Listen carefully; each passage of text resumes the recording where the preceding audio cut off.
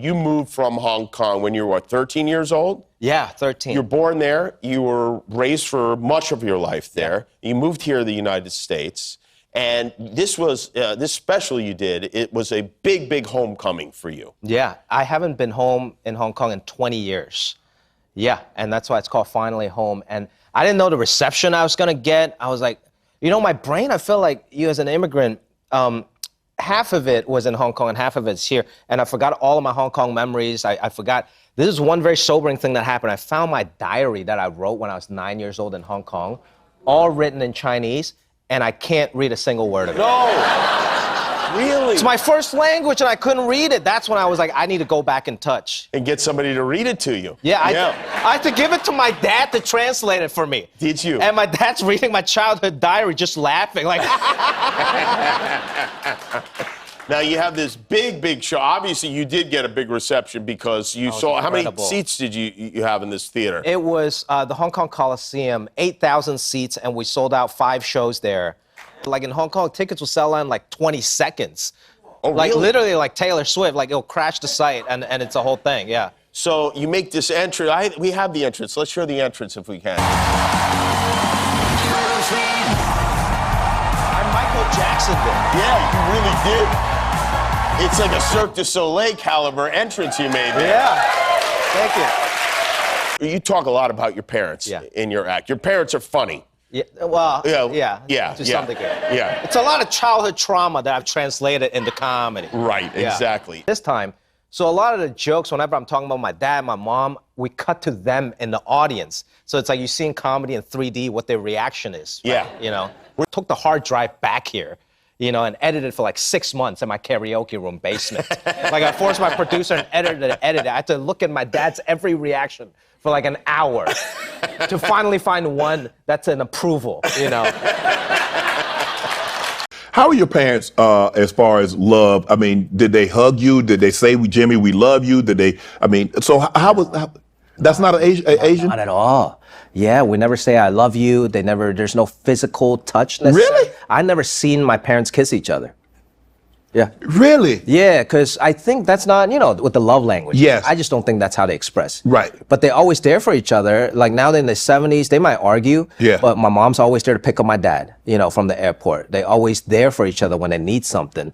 They cook for each other every night. So I think it's more like an act of service type culture. Okay. And I find that difficult too, you know, in my dating life when people, the I love you part, it's very hard for me to say. Not that I don't love anyone. It's just, I have trouble saying that, you know.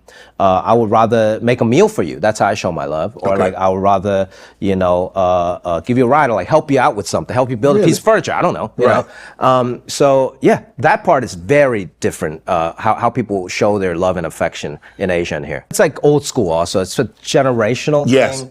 And also, I do think that that's one thing, like the mental health of it all. Like it doesn't hurt to say I love you or give your kid some credit. Yes. And I think Asian people can do a better job of that. Right. Because man, I remember when I first got on TV, you know, like just 2 lines here and there. My dad never said good job, anything, you know, and I was just waiting for that. And it was when I first got on, I think Arsenio Hall. It was my first talk show. Yeah. And then my friend Julian, his mother, who's a school teacher, shout out to Melinda Weathersby, left me a voicemail saying, I saw you on this talk show and you were so eloquent, you did a great job. Wow. And it was like a 50-second voice message that I still have on my phone. And it makes me emotional because nobody's ever said that to me, you know, weirdly. Right. And it was my friend's mother, who's a school teacher who I met twice, left me that voice message. Wow. And I still save it on my phone.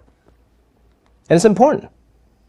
Do you think you received your dad's approval?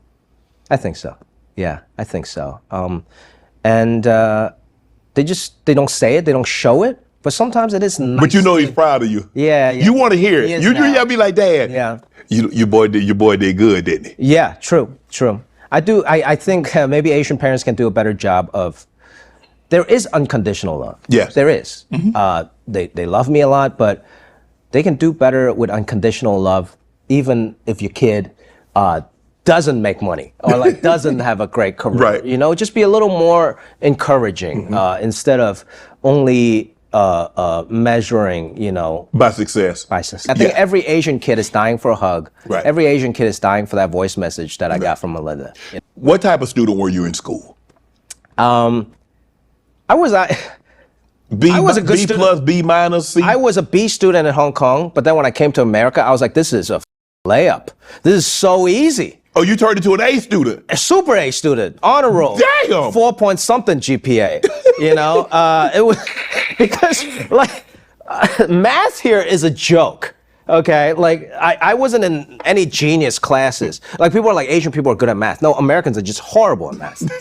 All right, because I was in Asia when I was in Hong Kong, 12, 13 years old. I was already geometry, algebra. I learned all of that stuff already. And then when I came here in 8th grade, they were still learning basic math and whatever. And then my dad had to talk to the principal and was like, "Hey man, he learned all this. Can you put him in whatever the top magnet class is, right?"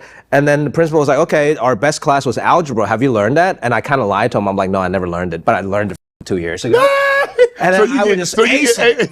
I was just acing it. I mean, it was so easy. It's just, come on.